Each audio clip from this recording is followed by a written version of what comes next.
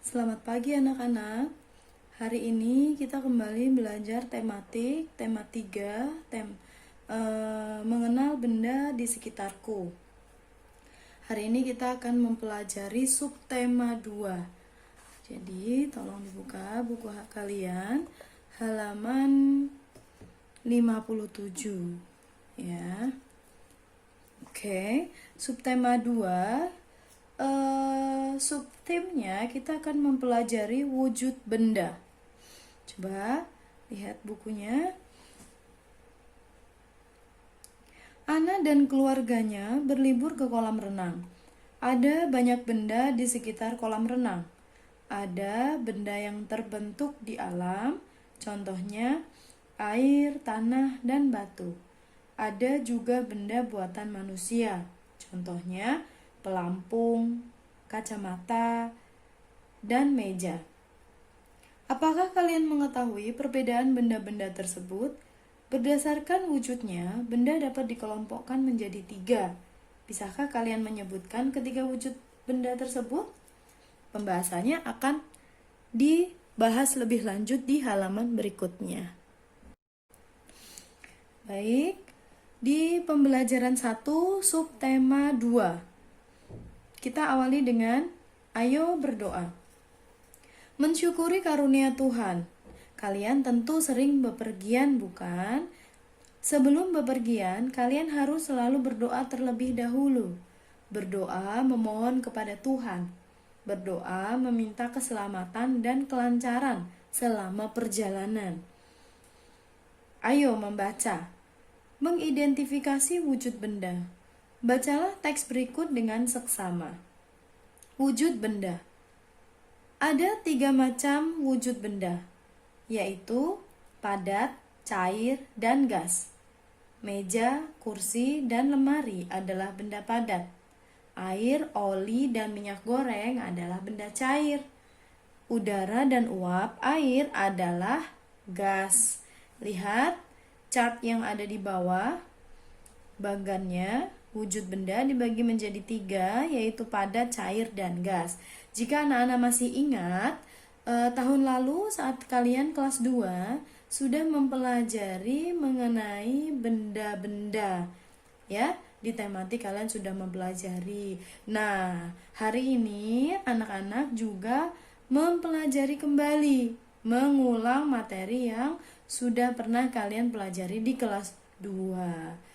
Untuk lebih jelasnya, padat itu apa, cair apa, gas apa saja contohnya akan dibahas di halaman 60.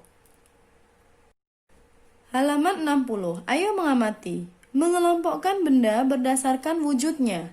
Perhatikan gambar yang tersaji di buku kalian halaman 60 di sebelah kiri. Lihatlah. Melanie sedang membantu ibunya memasak di dapur. Melanie banyak menggunakan benda untuk memasak. Bahan yang diperlukan juga banyak, seperti sayuran, minyak goreng, kecap, cabai, bawang, dan garam. Perhatikan gambar dapur di rumah Melanie di samping. Kelompokkan benda-benda yang ada di gambar sesuai dengan wujudnya. Tulislah hasilnya ke dalam tabel berikut ini. Oke, perhatikan. Pertama-tama anak-anak memperhatikan gambar yang tersaji di sebelah kiri dahulu. Kemudian, tentukan benda apa saja yang merupakan benda padat yang ada dalam gambar tersebut. Siapa yang bisa? Siapa yang paham? Iya, padat. Yuk kita mulai. Anak-anak boleh menyebutkan apa saja yang ada di gambar tersebut yang merupakan benda padat. Misalnya, panci, benda padat ya. Kemudian sayuran, kompor, apalagi botol kecap. Iya, betul, botol kecap adalah benda padat. Nah, kecapnya adalah benda cair. Nah, ini anak-anak akan memahami lebih lanjut setelah kalian isi semua tabel yang tersaji di halaman 60. Anak-anak bisa isi tabelnya, harus isi ya. Ambil pensilnya, kita isi bersama-sama, kita jawab bersama-sama. Ayo. Benda padat contohnya apa yang ada di gambar? Miss ulang ya. Benda padat contohnya adalah panci, sayuran, kompor, spatula.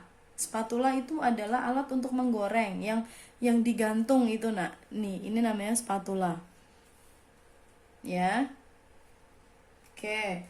Lalu cair, benda cair. Benda cair apa contohnya yang ada di gambar? Air. Ya, boleh. Air nggak kelihatan, ya, tapi setidaknya di teko itu pasti dalamnya air. Oke, kita tulis air, nggak apa-apa. Kecap, boleh. Lalu apa lagi? Minyak goreng. Oke, minyak goreng boleh, karena di bacaan disebutkan ada minyak goreng, ada kecap. Ya, tapi jangan menyebutkan oli ya, Nak, karena di dapur itu tidak ada oli. Saya tidak melihat ada oli dan di deskripsi juga tidak disebutkan, walaupun oli adalah benda cair, karena instruksinya adalah menyebutkan benda yang ada di gambar. Perhatikan instruksinya. Kemudian benda gas, contohnya apa saja yang ada di gambar? Gas. Lalu apa lagi? Uap air, betul. Uap air yang ditutup teko itu jika dibuka pasti ada uap airnya. Udah ya. Boleh menyebutkan 3 atau lebih. Setidaknya kalian sebutkan 3. Kalau yang gas, kalian sebutkan 2 juga tidak mengapa. Oke? Paham ya, Nak ya? Oke, lanjutkan. Next. Ayo membaca. Mengelompokkan benda di sekitar. Perhatikan benda-benda yang ada di lingkungan sekolah kalian. Nah, lingkungan sekolah ini kita ganti dengan lingkungan rumah ya, karena anak-anak online learning. Kalian tentu dapat menemukan benda padat, cair, dan gas. Kelompokkan benda-benda tersebut berdasarkan wujudnya. Tuliskan pengelompokan yang kalian lakukan pada tabel seperti berikut. Oke, Miss akan membuat ini menjadi lebih simpel dengan cara mengamati benda yang ada di sekitar rumah kalian, di sekitar ruangan kalian tempat belajar, atau di dalam rumah kalian. Kira-kira benda apa saja contohnya yang merupakan benda padat, benda cair, dan benda gas? Boleh sebutkan contohnya 2-3 contoh benda-benda yang ada di sekitar rumah kalian. Ya. Nomor pertama, kolom pertama, benda padat, kalian boleh isi apa? Di tempat kalian duduk ada benda padat apa, Nak?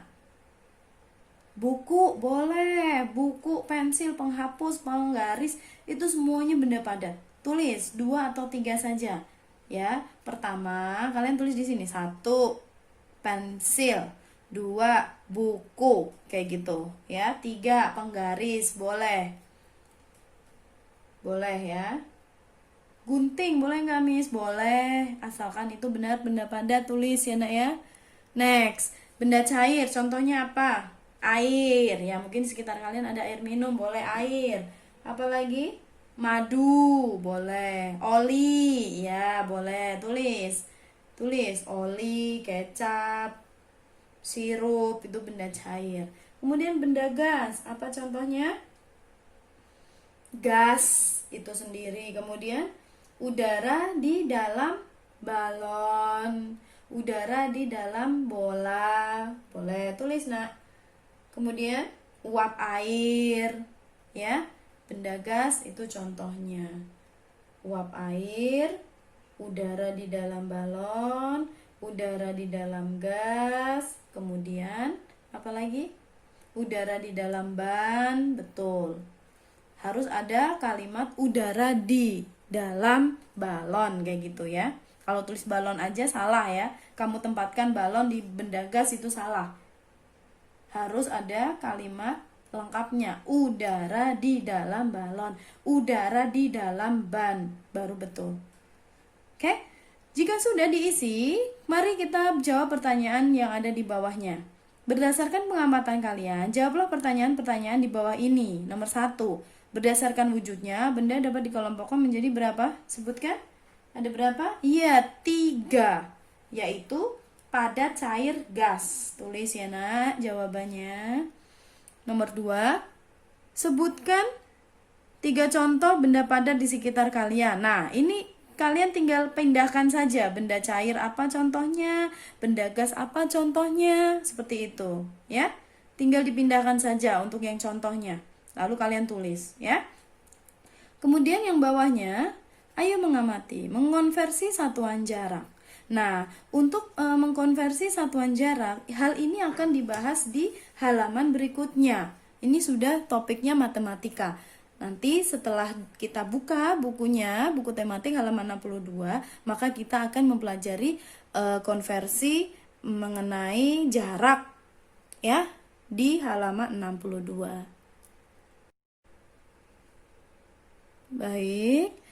Kita sudah buka buku di halaman 62. Miss bacakan dulu. Sambil kalian perhatikan gambar yang di sebelah kiri atas. Ana dan keluarganya mengendarai mobil ketika berlibur ke danau. Setelah dari danau, keluarga Ana mengunjungi rumah paman. Jarak rumah Ana ke danau 15 km 700 meter. Jarak danau ke rumah paman 5.250 meter. Perhatikan gambar di samping. Nah, itu adalah analisanya seperti itu. Jaraknya ke danau, lalu jarak ke rumah paman dari rumah Ana. Oke. Satuan jarak dapat dinyatakan dalam kilometer yang disingkat dengan km dan meter atau disingkat dengan m. Satuan jarak. Kalau kalian kemarin mempelajari sentimeter dan meter, hari ini kalian akan mempelajari kilometer dan meter.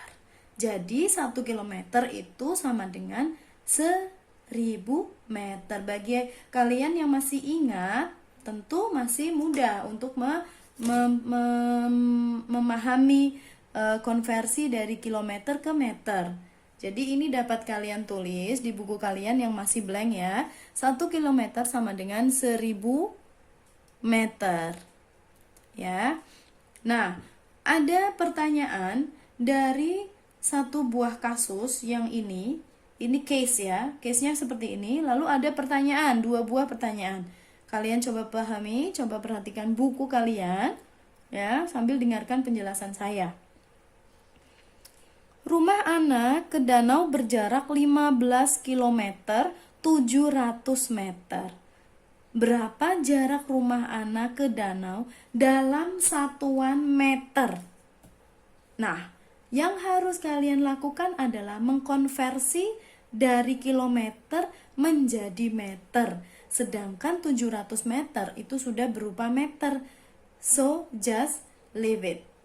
Jadi itu tinggalkan dulu karena dia sudah 700 meter. Yang harus kalian konversikan adalah yang 15 km. Konversi itu dirubah menjadi meter. 15 km jika dirubah menjadi meter itu adalah 15.000 meter, di mana 1 km sama dengan 1000 meter. Nih ya.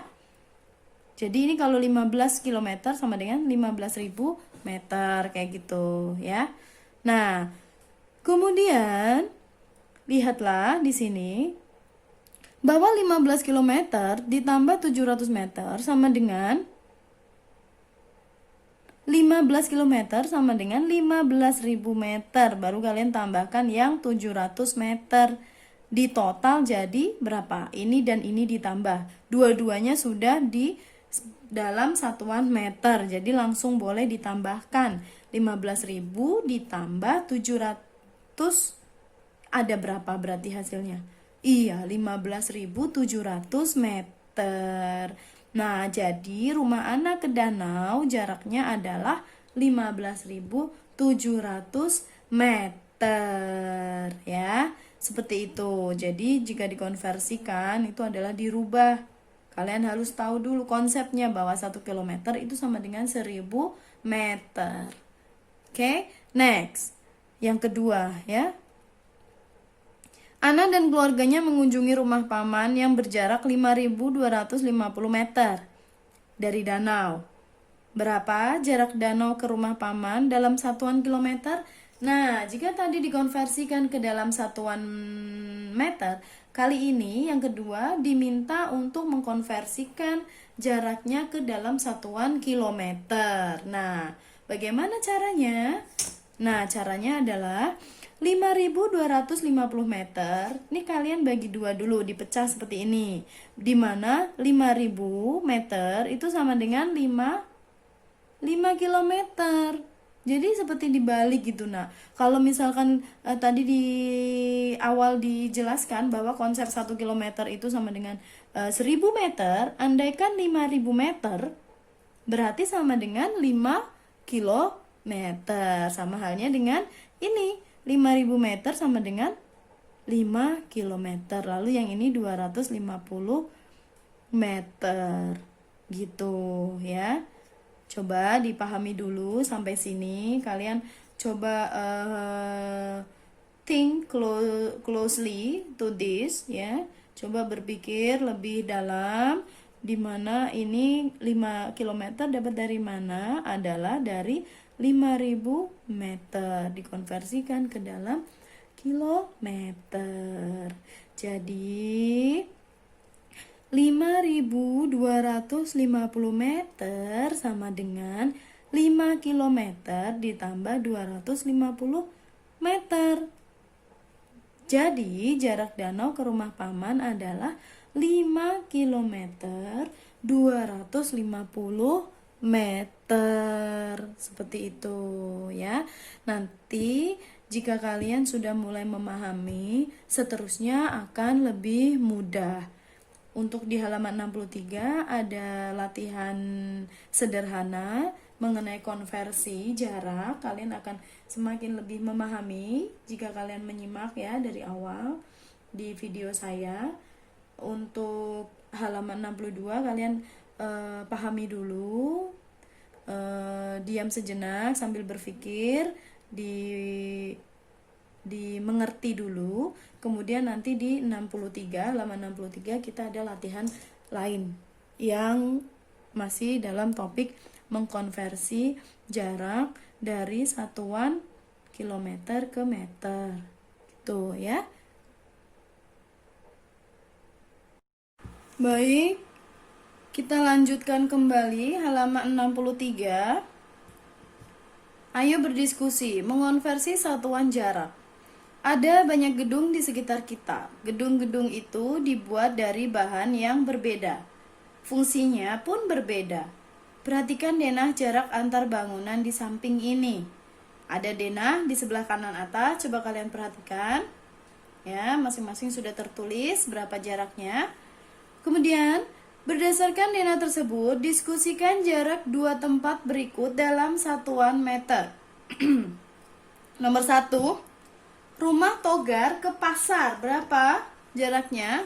Iya, tulis ya nak, ambil pensilnya, penghapusnya, jangan lupa diisi di bagian titik-titik situ. Rumah Togar ke pasar, kalian perhatikan denahnya, lalu kalian menemukan berapa?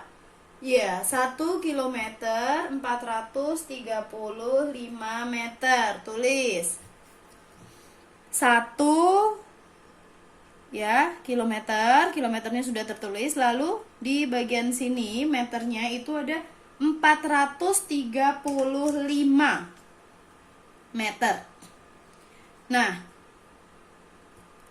baru kalian konversikan ke dalam meter.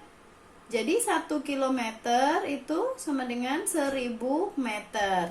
Jadi totalnya berapa? Iya, betul. 1435 meter. Ya. Oke.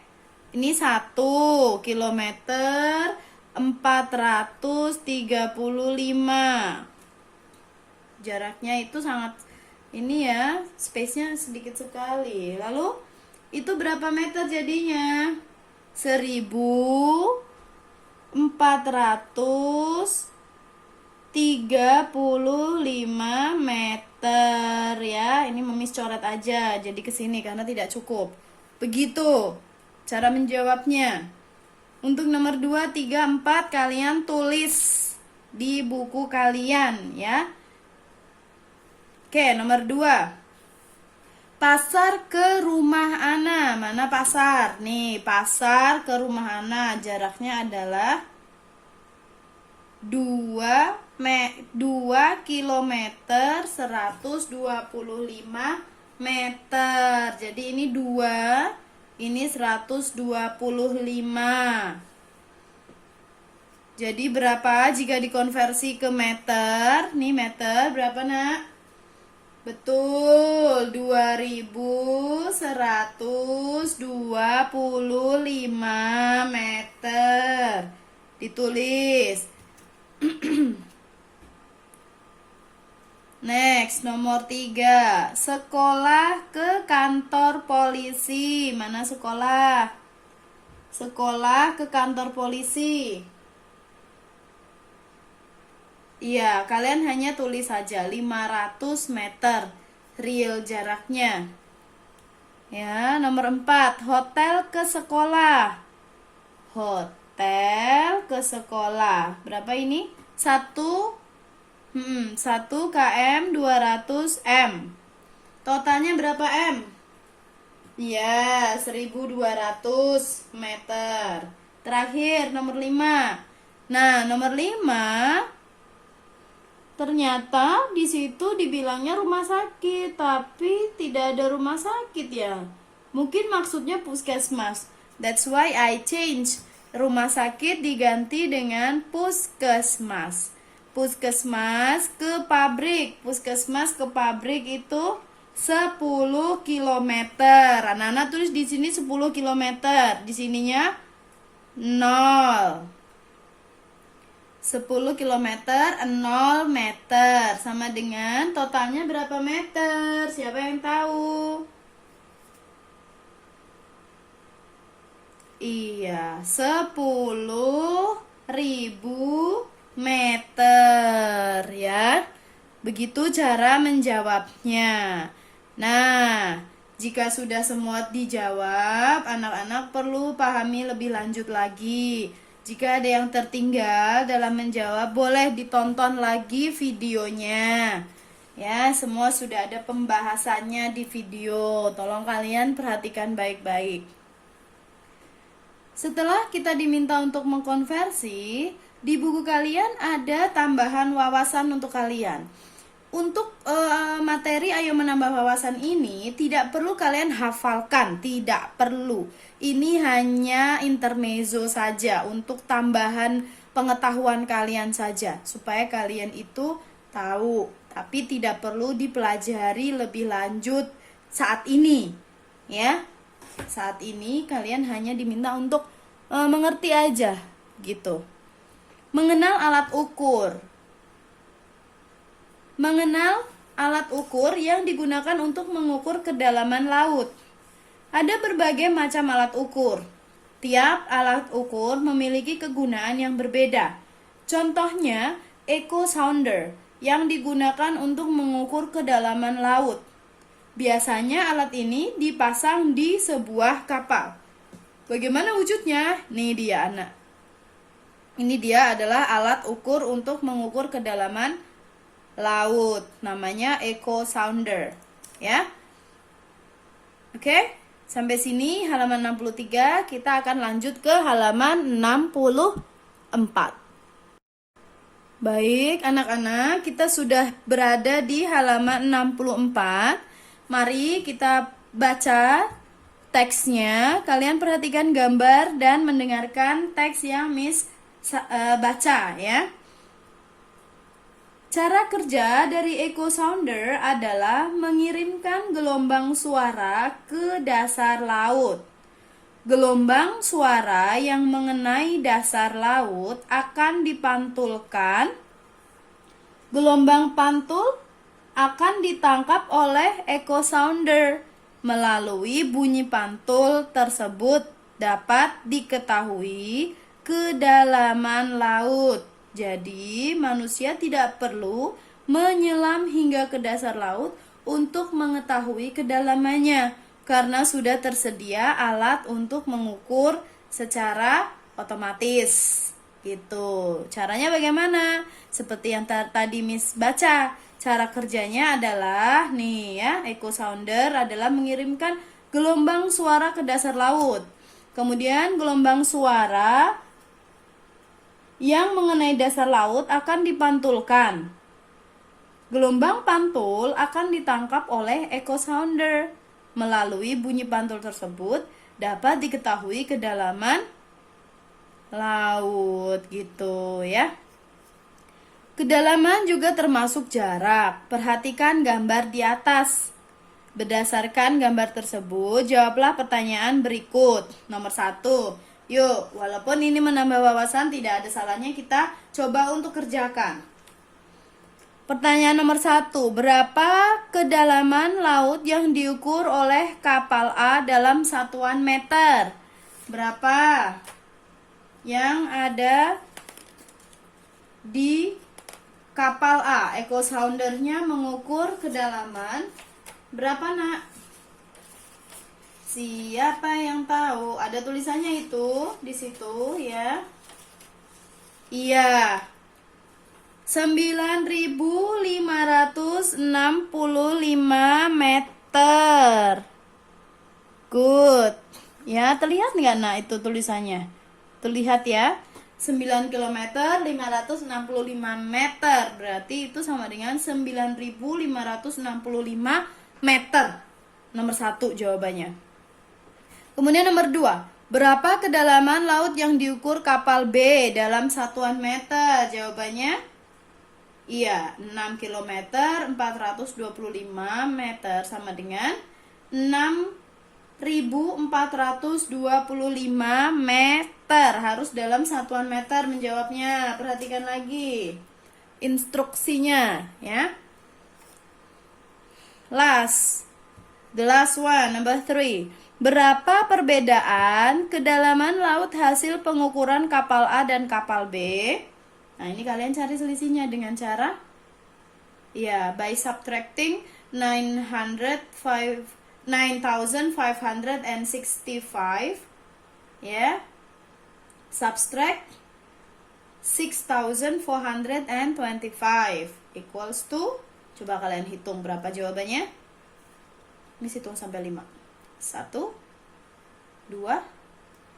3, 4, 5.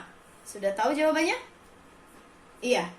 3.140 meters adalah selisihnya.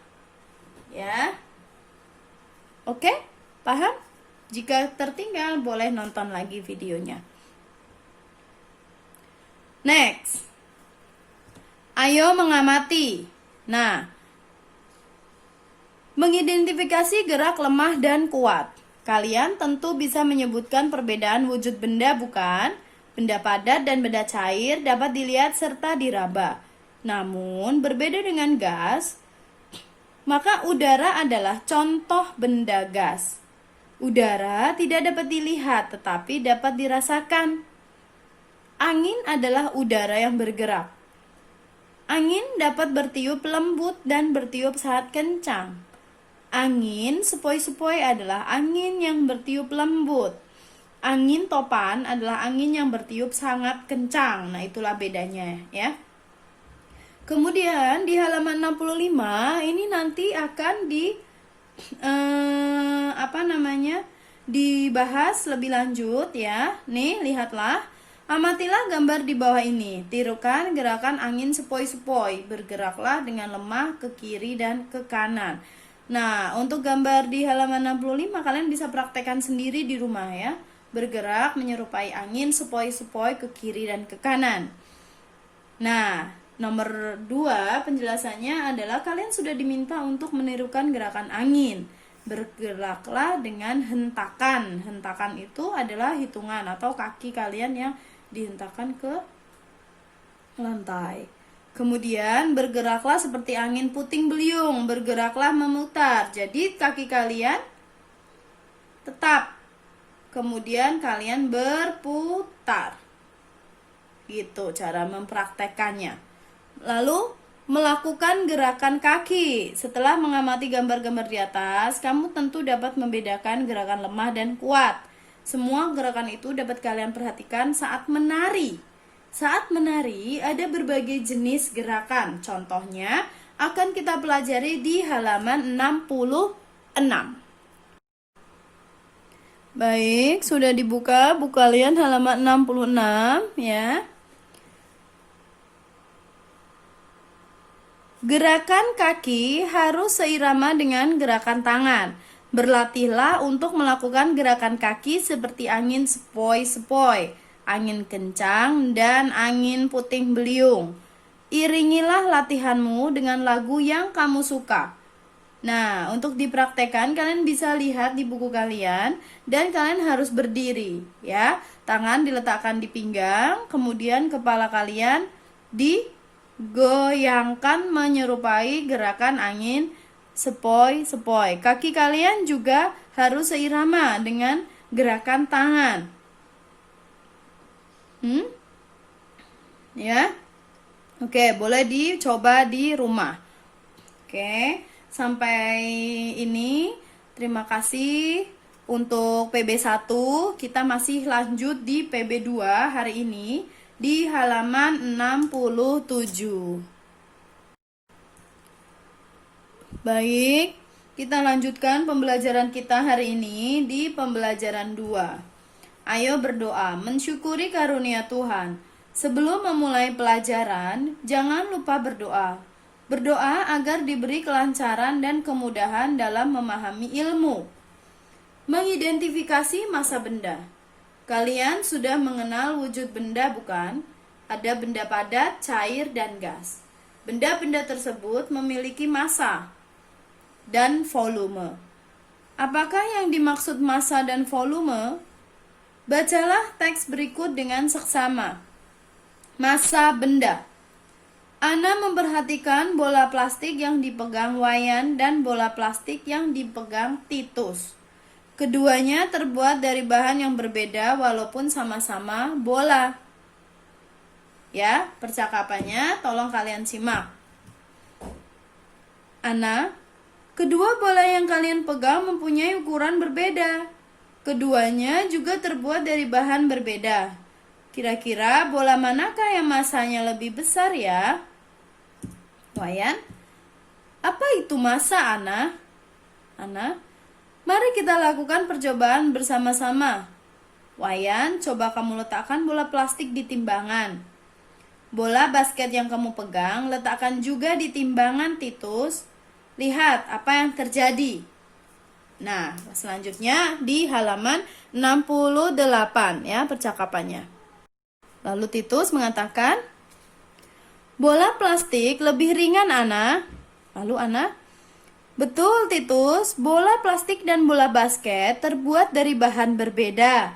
Bola plastik terbuat dari plastik, sedangkan bola basket terbuat dari kulit sintetis. Bola plastik lebih ringan daripada bola basket. Jumlah bahan penyusun yang terdapat pada benda disebut massa. Wayan, jadi bola yang lebih ringan memiliki massa lebih kecil. Ana, benar sekali Wayan. Satuan massa umumnya adalah gram atau kilogram. Massa diukur menggunakan timbangan atau neraca. Nah, jika kalian perhatikan di buku kalian sudah ada contoh timbangan. Ini sepertinya ini adalah timbangan digital ya. Timbangan untuk menimbang benda, buah, dan sebagainya bisa digunakan menggunakan timbangan yang seperti ini bisa. Nah, untuk ini juga sama, timbangan juga. Ya. Lalu kalau kalian masih ingat di saat kalian kelas 2, kalian sudah pernah mempraktekkan menimbang barang ya yang ada di sekolah. Kalau masih ingat, kita menggunakan timbangan dapur atau timbangan kue. Masih ingat? Iya, itu juga merupakan timbangan, alat yang kita gunakan untuk mengukur berat. Ada banyak jenis timbangan.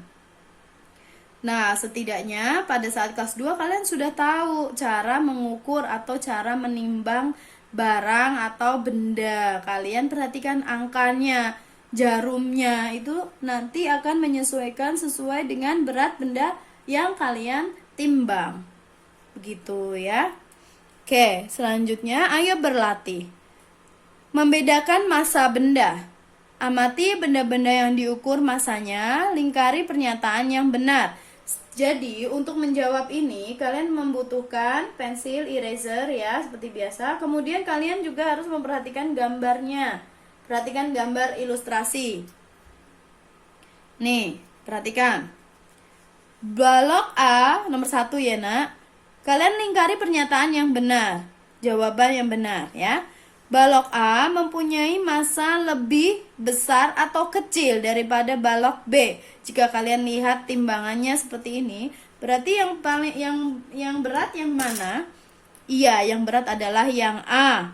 Kemudian kalian lingkar yang mana? Balok A berarti iya, lebih besar. Ini kalian lingkari. Cara mengerjakannya seperti itu, ya. Bisa? Oke, nomor 2, 3, 4, 5 Miss Rati nggak akan tulis, kalian tulis, kita hanya bahas. Jadi kalian harus mendengarkan dengan baik. Nomor 2, gelas ukur kosong. Nih, gelas ukur kosong mempunyai massa lebih besar atau kecil daripada gelas ukur berisi air. Iya, massanya lebih kecil. Lihat gambar timbangannya ya. Sudah lingkari ya yang kecil.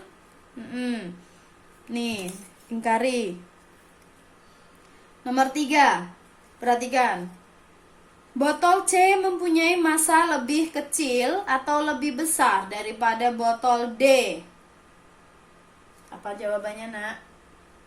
Iya, lebih besar karena dia timbangannya terlihat lebih berat. Good. Nomor 4.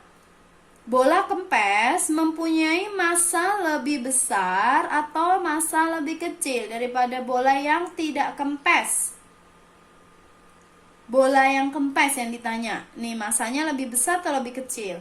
Iya, lebih kecil, lebih ringan. Last, nomor 5. 7 buah stroberi mempunyai massa lebih besar daripada atau lebih kecil daripada atau sama dengan, lihat gambarnya.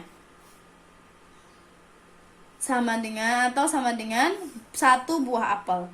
Oleh karena itu, 4 buah stroberi mempunyai massa lebih besar daripada, lebih kecil daripada atau sama dengan 1 buah apel. Perhatikan gambarnya. Ini kelihatan seimbang atau berat sebelah? Seimbang atau sama. Jika sama, berarti beratnya adalah sama. 7 buah stroberi sama dengan 1 buah apel, sama. Jadi yang pertama, ini kalian adalah jawabnya iya, sama dengan. Nomor 5 ini jawabnya sama dengan. Lalu untuk pernyataan berikutnya, jika 4 buah stroberi ditimbang bersama dengan 1 buah apel ini, maka bagaimana beratnya? Lebih kecil daripada 1 buah apel. Karena 7 buah stroberi baru sama dengan 1 buah apel. Jika 4 buah stroberi berarti massanya lebih kecil. Begitu ya. Oke. Untuk halaman 68 sampai 69 itu yang atas ya, yang ini ya. Yang ini ya, yang Miss katakan ya. Yang ini ya, paham?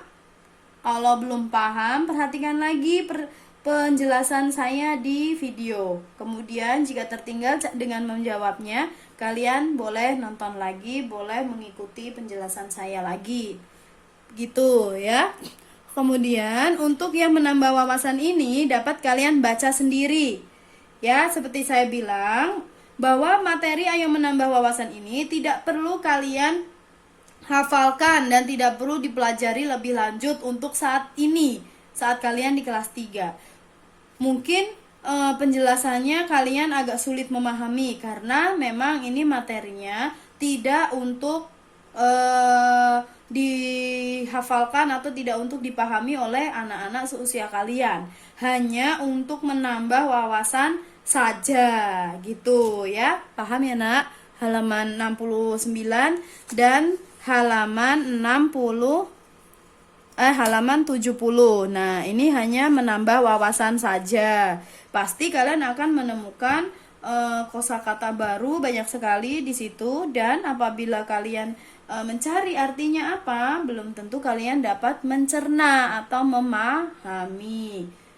Maka itu, untuk yang menambah wawasan ini saya tidak bahas lebih lanjut.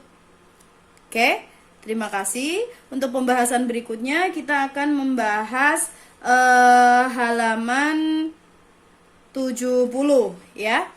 Oke. Baik. Pada halaman 70 kita akan langsung membahas yang ayo membaca. Mengetahui volume benda. Bacalah teks di bawah ini dengan seksama. Volume benda. Pada hari Minggu, Melanie membantu ayah menguras kolam ikan di taman depan rumahnya. Setelah dibersihkan, kolam diisi dengan air kembali menggunakan ember. Nah, ayah menggunakan ember besar untuk mengambil air, sementara Melanie menggunakan ember kecil. Ember besar berisi lebih banyak air daripada ember kecil. Ya. Oke. Ember merupakan ruang yang di tempat air, sementara benda menempati ruang. Ukuran ruang yang ditempati suatu benda dinamakan volume atau volume. Makin besar benda, makin besar ruang yang diperlukan. Hal itu berarti benda besar mempunyai volume besar. Sebaliknya, benda kecil mempunyai volume yang kecil. Oke, dipahami dulu. Jadi volume itu adalah ruang yang ditempati suatu benda. Jika benda tersebut besar, maka akan membutuhkan volume yang besar. Jika benda itu kecil, maka volumenya juga kecil, begitu ya. Oke, di bawah ini sebenarnya dapat kita praktekkan, tapi karena kita tidak belajar bersama, Miss tidak bisa tunjukkan percobaannya. Jadi kita skip saja. Jika ada anak-anak yang ingin mempraktekkan, boleh kalian isi air di dalam gelas. Gelasnya yang transparan supaya kalian bisa kelihatan. Kalau bisa yang ada ukuran cc-nya, berapa cc gitu. Kemudian kalian isi air gelas tersebut dengan air sebanyak misalkan 500 ml atau 300 ml. Oke, 300 ml atau 300 cc. Kemudian kalian masukkan satu buah batu ke dalam air yang kalian isi tadi. Maka pasti airnya akan naik ke atas atau jumlah airnya terlihat seperti bertambah. Padahal jumlah airnya sama, hanya kalian memasukkan satu buah batu. Gitu. Nah, hasilnya akan seperti ini. Lihatlah di percobaan yang ada di buku kalian. Nah, kita tidak bisa praktek langsung, tapi bisa mengamati dari buku ya. Oke, nih seperti ini. Perubahan apa yang terjadi sebelum dan sesudah benda padat dimasukkan ke dalam gelas ukur? Tulis pengamatan kalian. Maka, nih hasilnya adalah jumlah air akan berubah atau akan naik ke atas atau akan gini kalimatnya supaya enak. Jumlah air sama, tetap, tapi tinggi air akan berubah. Tinggi airnya nih, lihat ya. Itu yang dapat kalian tulis di space yang kosong ini.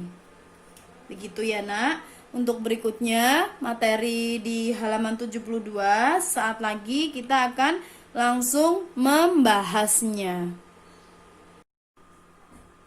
Oke, baik, kita lanjut di halaman 72. Percobaan selanjutnya. Pertanyaan nomor 3. Isilah gelas ukur dengan air sebanyak 200 ml. Kemudian tambahkan air hingga 500 ml. Perhatikan yang terjadi. Oke. Perhatikan ya nak. Nah, untuk percobaan kali ini kalian juga diminta untuk menuliskan hasil pengamatan kalian di kotak yang sudah disediakan di kolom nomor 4 nih, di blank space-nya. Apa yang terjadi? Perubahan apakah yang terjadi sebelum dan sesudah air ditambahkan ke dalam gelas ukur? Tuliskan pengamatan kalian. Jadi, apa yang kalian lihat di gelas ukur yang ada di nomor 3 itu?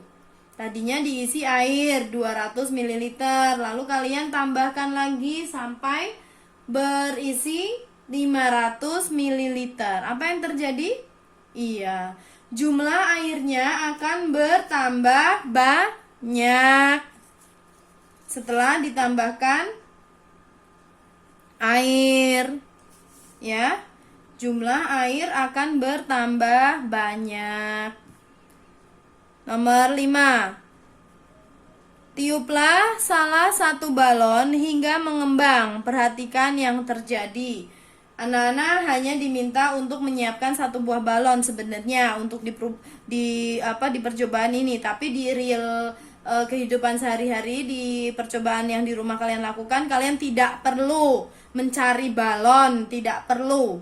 Cukup perhatikan saja gambar yang ada di buku. Ya, andaikan ada satu buah balon yang belum ditiup ya, artinya masih kempes. Kemudian kalian tiup balon tersebut. Maka apa yang terjadi? Iya, balon tersebut akan mengembang. Akan berisi dengan udara yang kalian tiupkan tadi. Maka balon tersebut akan menjadi besar seperti balon yang ada di buku kalian yang berwarna hijau, mengembang atau menggelembung. Kemudian hasil pengamatannya apa? Silahkan ditulis di nomor 6. Ya, kalian tulis dulu. Coba pakai kalimat kalian dulu sendiri. Oke? Sudah? Susah? Apanya yang susah? Jadi hasil pengamatannya adalah ketika balon belum ditiup, maka balon tersebut kempes. Setelah ditiupkan udara ke dalam balon tersebut, maka balon tersebut akan mengembang atau menggelembung. That's it. Sudah, tulis begitu saja sudah betul. Ya. Kemudian untuk yang bawah, ini juga kalian harus menjawab titik-titik yang ada di halaman 72. Miss mau ini tolong nanti dicari jawabannya. Kita pada saat jimit nanti Miss Rati tanya. Nanti guru kalian tanya ya.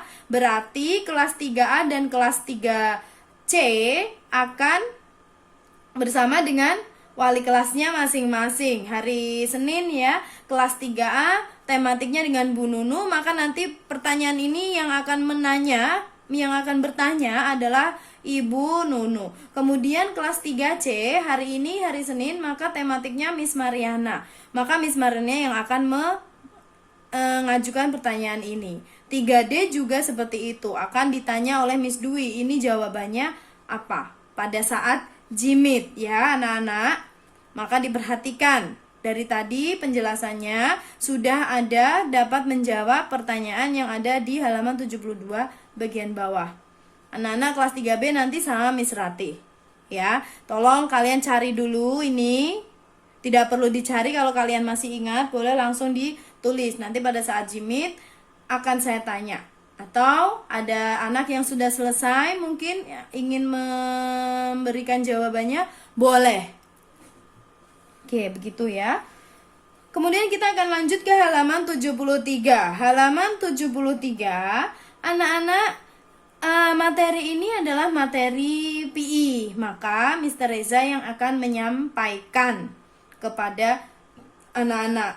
Jadi Miss tidak bahas, maka Miss akan membahas halaman selanjutnya. Baik anak-anak, kita lanjutkan ke halaman 75 ya. Di halaman 74 ini adalah masih materi PI. Nanti Mr. Reza yang akan membahas. Mari kita langsung membahas. Ayo membaca di halaman 75. Menyebutkan arti penting menolong. Coba diperhatikan anak-anak ya. Bacalah teks di bawah ini dengan seksama. Sikap tolong menolong. Anak-anak dengarkan saya sambil perhatikan bukunya. Ana, Rasti, Wayan, dan Togar berlatih memantulkan dan menangkap bola di lapangan. Tiba-tiba Wayan terjatuh ketika menangkap bola yang dipantulkan Togar. Melihat Wayan terjatuh, Togar segera menghentikan permainan. Ana dan Rasti ikut menolong Wayan.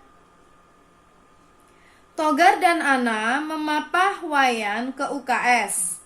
UKS adalah usaha kesehatan sekolah. Rasti memanggil ibu guru. Wayan kemudian diperiksa oleh guru. Setelah diperiksa, ternyata lutut Wayan lecet. Rasti membantu membersihkan luka Wayan. Ana mengambil obat merah di kotak P3K. P3K adalah pertolongan pertama pada kecelakaan. Jadi kepanjangannya P3K adalah pertolongan pertama pada kecelakaan. Nanti jika di PH keluar, anak-anak jangan sampai tidak tahu. Di sini sudah disebutkan P3K adalah pertolongan pertama pada kecelakaan. Togar membantu mengoleskan obat merah ke luka Wayan. Perilaku Ana, Rasti, dan Togar dalam menolong Wayan adalah tindakan terpuji. Ya, perhatikan ilustrasinya, terlihat ya Wayan sedang jatuh, kemudian teman-temannya membantu menolong. Oke, ayo membaca. Menceritakan pengalaman menolong orang lain.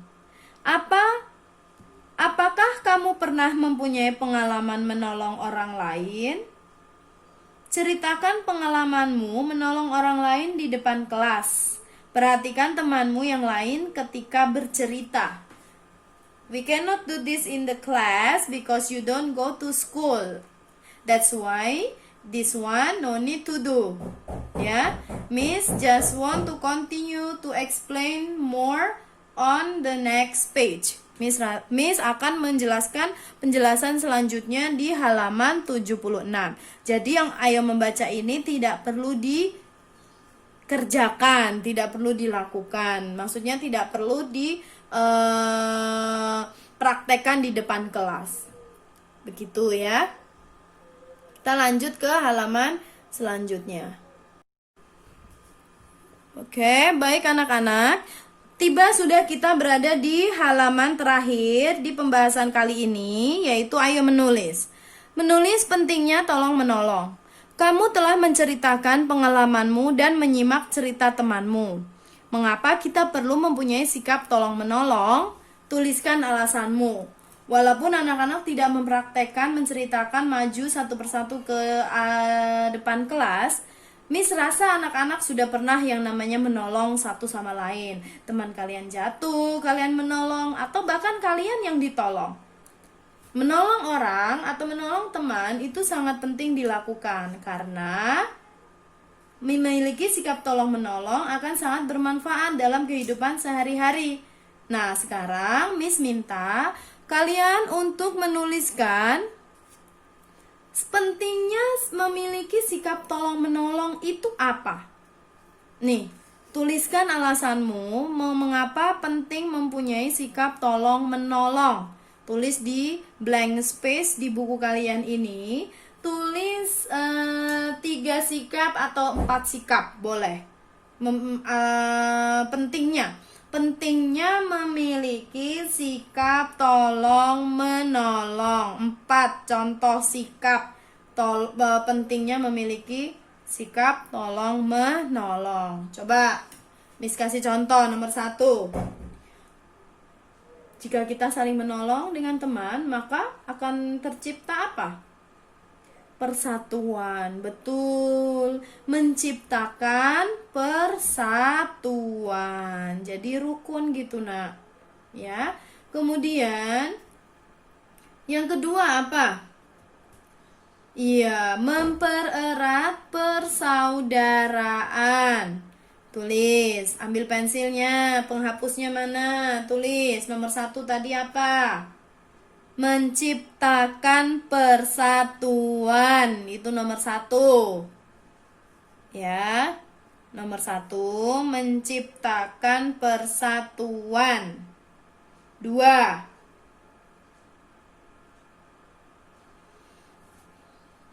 mempererat persaudaraan. Mempererat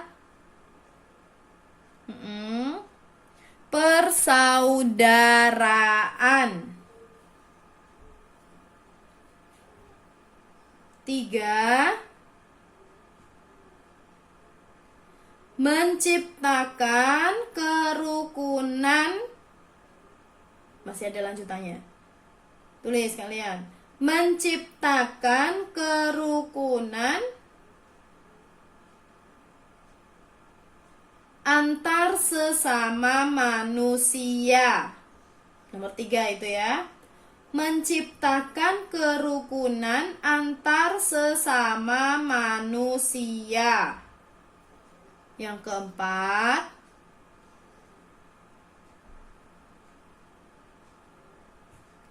pekerjaan yang berat menjadi ringan.